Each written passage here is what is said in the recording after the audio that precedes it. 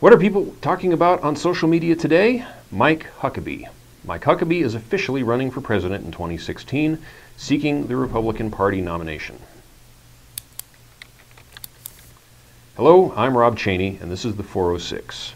And now, here are the top statewide headlines at this hour.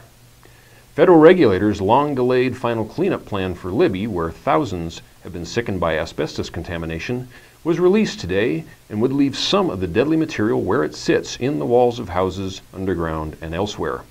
The U.S. Environmental Protection Agency's plan for Libby and the neighboring town of Troy calls for asbestos-containing vermiculite to be left behind, where the agency says it presents minimal risk and can be safely managed.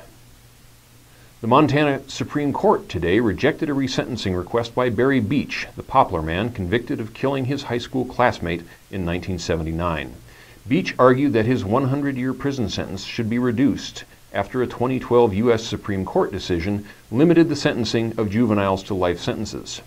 In today's ruling, the majority of justices said that the 2012 federal ruling does not apply to people who were convicted before that decision. Beach was convicted of murder in 1984 in the beating death of Kimberly Nees. Both were 17 when Nees died. Speed limits on some interstate highways in Montana will increase to 80 miles an hour this fall, but the cost of a speeding ticket will go up too.